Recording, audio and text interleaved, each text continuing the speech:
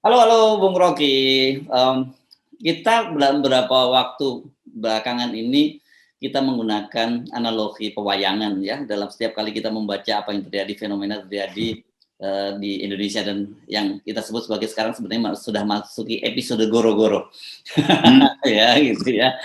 Dan ini ada tanda-tanda itu yang kita sebut setelah goro-goro. Itu kan biasanya setelah goro-goro, kalau dalam pewayangan itu babakannya goro-goro itu tengah malam gitu ya. Biasanya punokawan-punokawan yang lucu-lucu itu. Yang lucu-lucu itu menghibur orang supaya ngantuk bangun. Tapi kan sekarang punokawan nggak pernah kita dengar lagi nggak ya? Nggak tampil lagi, memang udah bukan episodenya punokawan kan sekarang ya. Nah, kawan gak bisa amplop tuh. Oke, dan ini masa yang serius, masa yang kita sebut sebagai tadi goro-goro, dan ini saya lihat ada tanda-tanda ini kalau dalam pewayangan itu disebut sebagai perang campuh gitu, Bung Rocky, saling tikam gitu ya, dan kacau gitu, siapa menikam siapa itu kita jadi nggak jelas. Ini kan kita lihat bagaimana Demokrat ribut dengan PDIP sekarang, kemudian juga PDIP dengan PKS gitu, sekarang sebelumnya saling serang, bahkan sekarang dengan Gerindra juga mulai saling serang, ya, termasuk yang terakhir politisi Gerindra itu Desmond Mahesa menyerang Bu Mega soal undian nomor partai yang Bu Mega minta tidak diganti, itu katanya berdasarkan bisikan dukun. agak menarik karena yang biasanya kita gelap kalau dukun itu biasanya melekat dengan Pak Jokowi, kenapa sekarang dilekatkan ke Bu Mega juga gitu. Ya, buat kita enak nonton. Kan ini hal yang kita prediksi dari beberapa semester lalu akan terjadi kekacauan. Ya, bahkan kita sebut saling amputasi di dalam elit itu. Tadi apa istilah campuh ya, campuh. Campuh, perang campuh ini namanya ya. Perang campuh. Ada istilah lain di dalam Kasana Barat namanya semua melawan semua. Bellum omnium contra omnes. Itu bahasa Latinnya begitu tuh. Di dalam buku Leviathan dari Thomas Hobbes gambarkan begitu, bahwa akan terjadi setiap orang melawan sesamanya itu. Bellum omnium contra omnes. Jadi kira-kira itu hal yang biasa dalam sejarah, perang campuh. Dalam pewayangan kita juga diteliti dengan baik oleh Thomas Hobbes tentang watak kekuasaan. Jadi ketika tidak ada lagi semacam aturan etis, maka semua orang akan melawan semua orang. Itu yang terjadi tuh. Jadi betul-betul yang sekarang itu betul perang campuh betul, atau kembalinya situasi Leviathan di dalam politik Indonesia melalui analisis filosofi dari Thomas Hobbes. Tapi kita sebagai penonton merasa memang ini adalah ujung dari pertengkaran yang seolah-olah disembunyikan kemarin. Kan PDIP ngirim Mbak Puan untuk bertemu dengan Pak Prabowo, Pak SBY juga begitu, lakukan manuver dalam upaya untuk mengintip di mana kelemahan dasar dari PDIP, lalu PDIP bereaksi itu. Jadi semua hal itu memang terjadi karena berebut elektabilitas yang sebetulnya dikunci oleh 20% kan. Jadi kalau nggak ada 20%, ini biasa-biasa aja. Jadi semua kita kembalikan pada soal itu. Perang campuh atau gontok-gontokan, goro-goro, itu pertanda bahwa ini republik ini ada di dalam keadaan yang sangat tidak sehat. Tapi seringkali kita memang mesti mengalami penyakit dulu, baru imunitas kita muncul. Ini saya kira kalau kita melihat tahapan sejarah, waktu tahapan pewayangan dan sebagainya, ini memang harus kita lewati gitu, atau dalam sering kita sebut sebagai growing pain gitu ya. Growing pain. Ya. Nah itu istilah yang bagus tuh.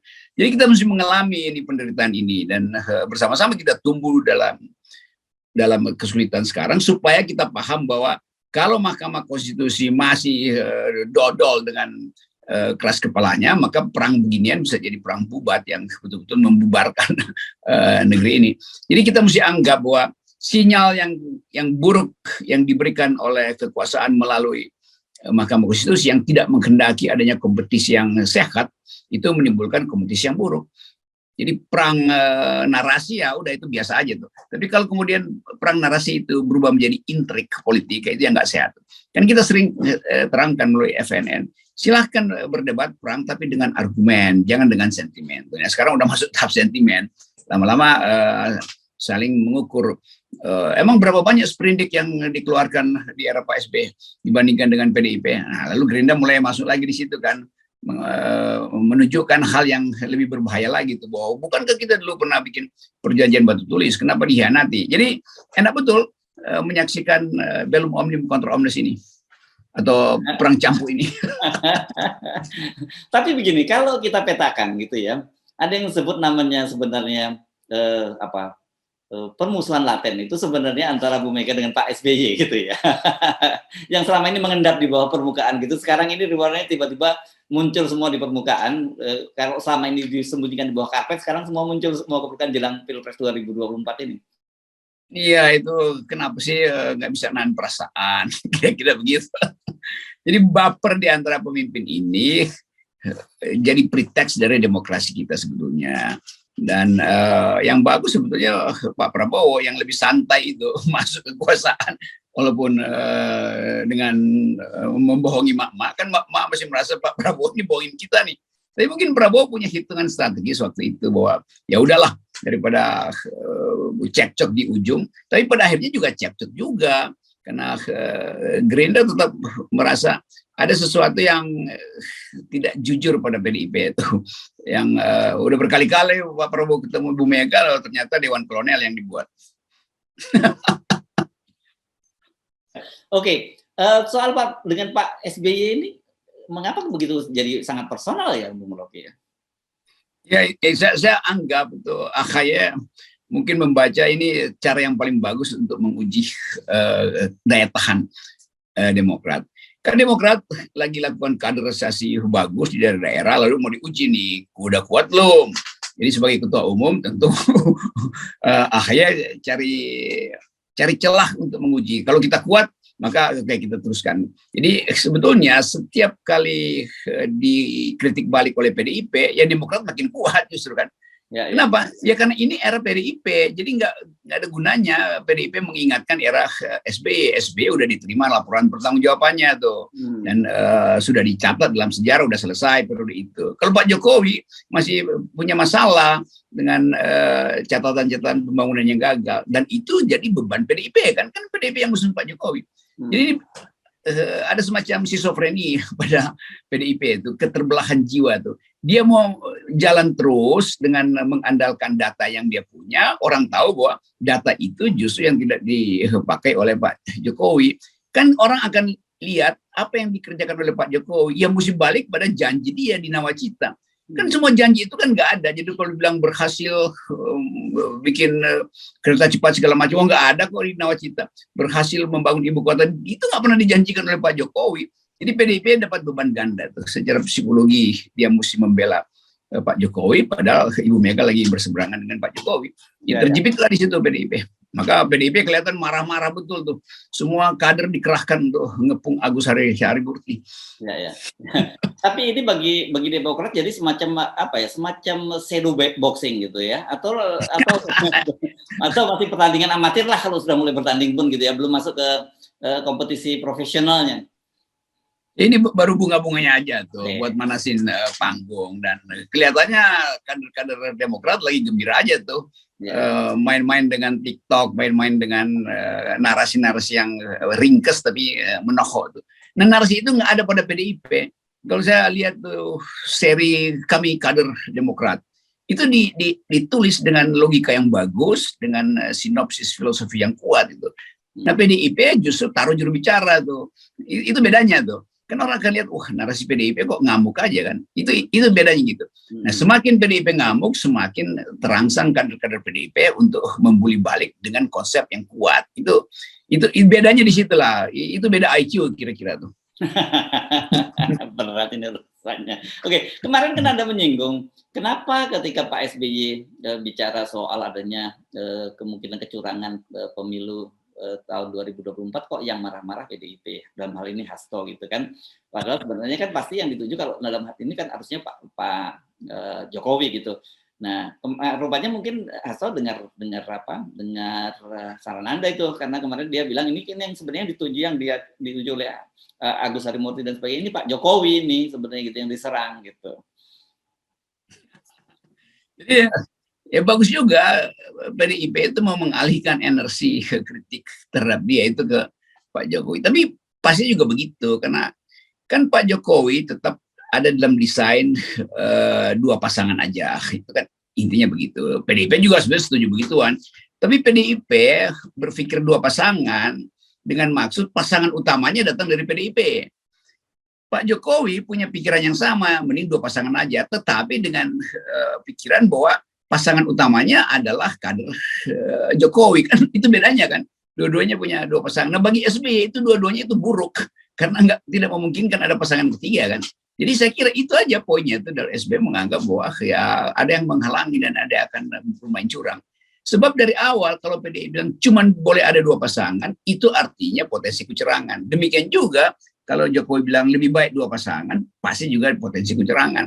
Nah, Demokrat sebagai partai menengah yang lagi naik daun tentu mengintai itu. Jangan sampai semua dijebakkan pada dua pasangan, lalu Demokrat nggak bisa memajukan pasangan yang bagi dia itu lebih mungkin. Misalnya sekarang wacana Anies, AHY, dan akhirnya kan Anies merasa aman karena ada Demokrat.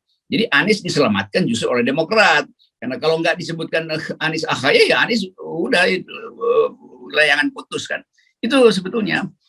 Ini banyak hal yang mesti kita ucapkan dengan cara sedikit samar-samar aja. Kalau yang serius, nanti dianggap kita bagian dari tim sukses satu partai, ya enggak lah. Oke, tapi gini ya, meskipun ini tanda-tanda ada pecah kongsi antara Pak Jokowi dengan PDIP itu sangat kuat, tapi tetap saja saya yakin dalam kalkulasi PDIP itu akan lebih menguntungkan kalau Pak Jokowi itu ditarik kembali ke kubunya Ibu Megawati ya, karena bagaimanapun juga akan ada justifikasinya sebagai kader partai. Gitu. Ya itu, tapi kelihatan susah ini karena Pak Jokowi juga sama satu watak antropologi Jawa dengan Ibu Mega yang ya batinnya udah luka, udah susah itu dan kalau kita masih bicara tentang persaudaraan ya bisa aja, tapi nanti transaksinya kan jadi rumit lagi dengan Pak Jokowi.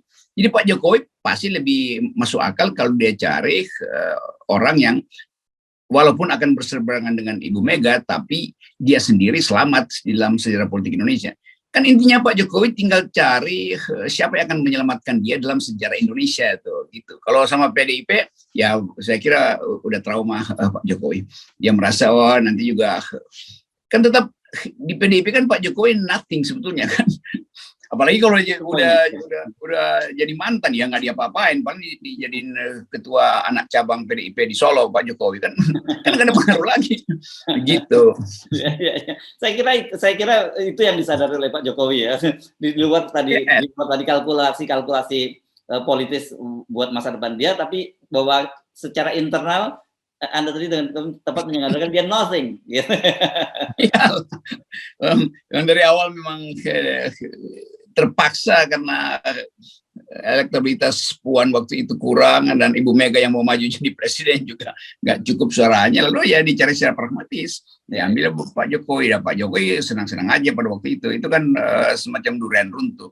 Tapi kita tahu ada operator juga yang mengendalikan Pak Jokowi sehingga bisa masuk Jakarta lalu hengkang langsung ke istana. Itu pasti ada satu kelompok yang mungkin lebih canggih dari Dewan Kolonel. Ya. Dan saya kira Ibu Megawati pasti tahu belakang lah. Iya. Ya. Itu tugas sejarawan nanti. Kita minta JJ Rizal untuk menganalisis itu. Oke, baik. Terima kasih, Bung Rocky ya. Sampai ketemu lagi kita. Salam 0%. 0%. Yep.